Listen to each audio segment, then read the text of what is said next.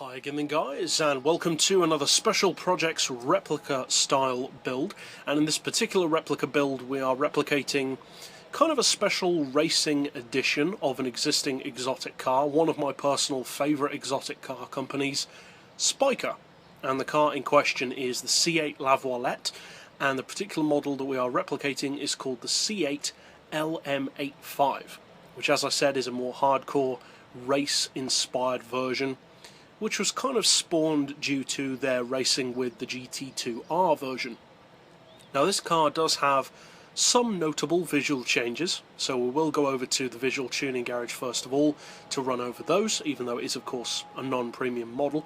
Then of course we'll go over to the most important thing for a replica, which is the mechanical setup, and then we'll finally take it out to a racetrack to see just how it performs. Now, as I already mentioned, of course, this car is a non-premium, so there's not a huge amount that you can do to the body. Thankfully, though, the LM85 does look very similar to the standard C8 Laviolette in terms of how it looks.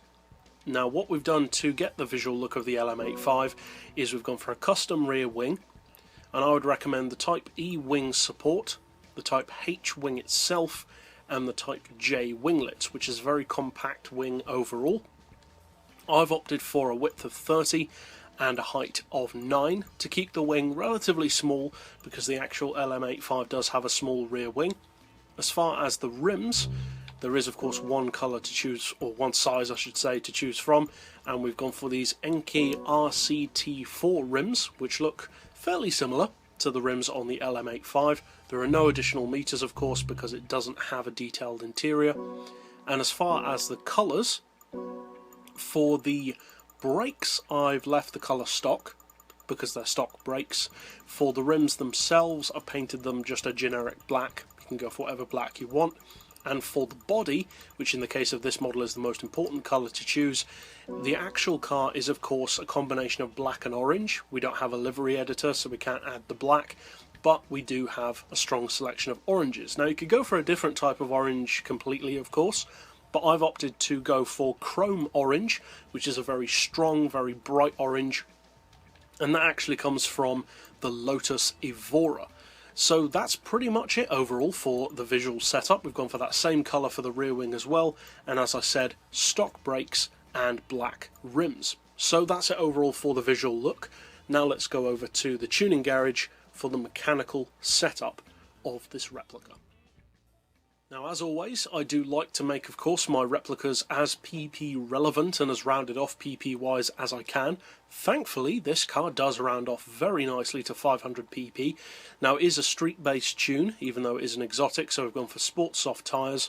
We've left the brakes stock. As far as the suspension, we've got the ride height on 80, front and rear. Springs on 825 and 775. The dampers to 4. Anti-roll we've actually reduced to 2. The camber we've got 1 on the front, 1.5 on the rear, neutral toe. We'll come back to the gearbox in just a second. Just like with the brakes being a production model to some degree, I've also opted to leave the clutch and flywheel stock. For the diff, I wanted the car to feel a little bit playful, because again it's not a pure track car, you don't want it to feel too good. So we've got an initial torque of 10 just to stiffen up the steering a little bit, acceleration on 40, and braking as low as possible. As far as the power, I believe, if I remember correctly, I have done an oil change on this one, and then we've reduced the power down to 84.9% to bring us to the actual power of the real LM85, which is 400 horsepower. We've got the maximum downforce. You want to leave the weight stock and actually add 200 kilos and then put that 36% towards the front of the car to bring us to the actual weight of the real vehicle, which is 1270 kilos, which also rounds it off to 500 pp. And finally, for the gearbox, we aren't running the actual gears on this particular model, unfortunately. I wasn't able to find those. If, however, anyone does know where you can find the LM85's gears, or perhaps if it uses the same gears as the stock model, feel free to slap that down in the comments below for the benefit of others who want to build this.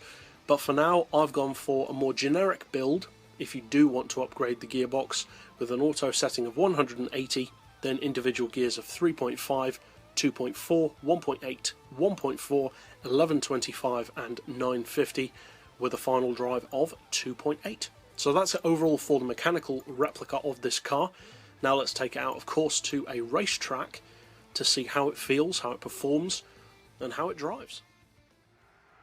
Overall, this car is not really built for competition purposes. It's not designed to win races necessarily. It's just designed to be fun and about as close as we can reasonably get to the LM85 for specific Spyker fans. So if you do decide to use this tune, obviously I hope you find it fun to drive, and if you'd like to keep up with other special projects replicas like this in the future, be sure to hit subscribe down below. But for now, as always, thanks for watching.